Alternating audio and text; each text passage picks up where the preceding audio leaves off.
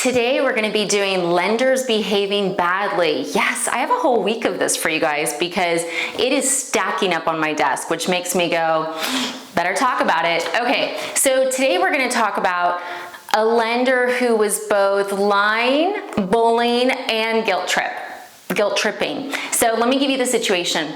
Basically, the borrower was looking at refinancing with this lender.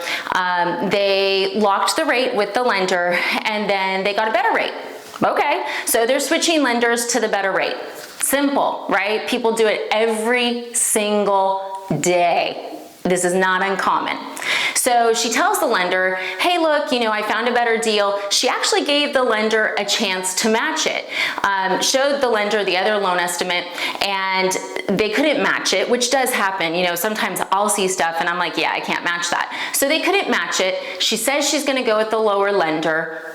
Now, what would happen if you were a good lender is you would say, okay, I totally understand. You need to save as much money for your family as possible. I get it, no problem. We'll cancel your application as per your request. If anything happens or you need anything, I'm here for you, okay?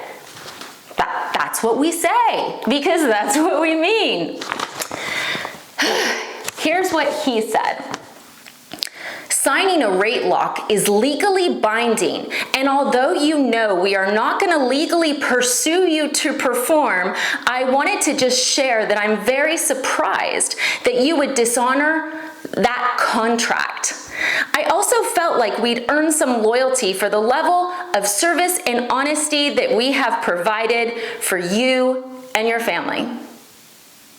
Okay, so he's trying to say that since they had assigned the rate lock, right, when you get disclosures or when the lender locks your rate, it will ask you to click to acknowledge. He's saying that that legally bound her to closing the loan with him and that he had legal options to pursue her. That is a load of... Back to my garden, guys. Back to my garden. We're planning for spring.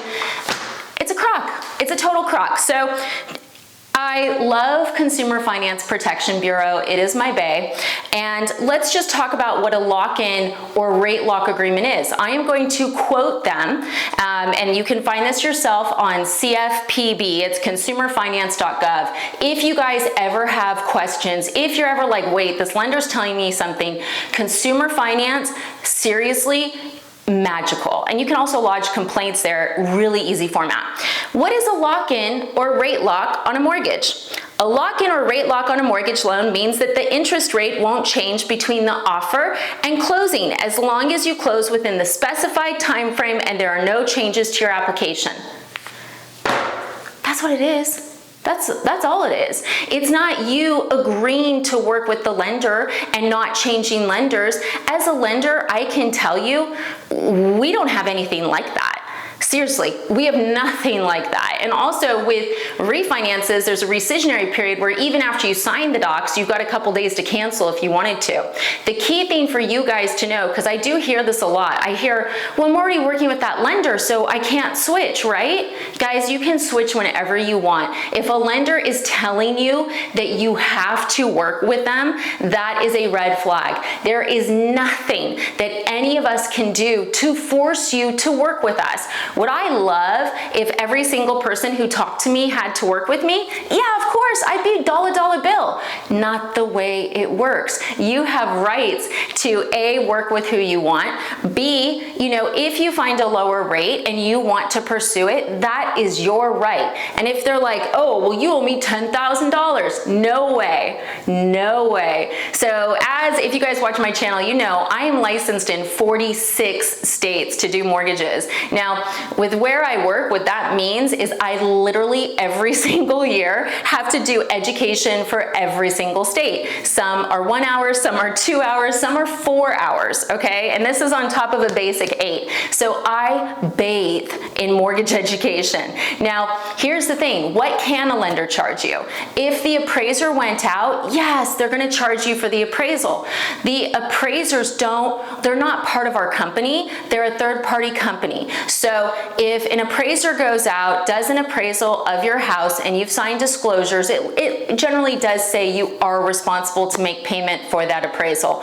Do I see people pursued for that? No. If you get an appraisal, should you pay for it? Yeah. I mean, that's the ethical thing to do. If someone's going out to your home and performing a service, even if you switch lenders, you should still pay for that appraisal, okay? The only other thing, and it depends on loan type, that a lender could charge you is potentially an application fee if they can show that they've done work. So, you know, and these aren't big fees. These might be like $150, they might be $100, and generally the loan would have to hit like through underwriting or something for the lender to be able to keep it.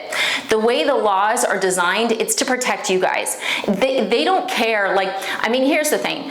As a lender, if someone switches at the end, does it suck? Yeah, it does. Like, we've all done a ton of work. We only get paid if the loan closes. Yeah, it's not cool for us. But at the same point, who cares? It's you, it's your money. Like, we get it. Any good lender will understand what you're doing because they would do the same thing. Yeah. I'm the worst. I'm the worst. So look, if someone's trying to bully you or say stuff like that, or you see anything and you're like, I don't know, just send it to me. Or Jen Anderson on my team flagged this one for me. She's been in mortgages for 20 years. She's like a mama bear over every single person she meets. So if you guys want a second set of eyes to see if what the lender's saying to you is legit, we are always here for you. But no, a rate lock is not a legally binding contract. It's not. So thanks for watching, and I hope that example of lenders behaving badly helped.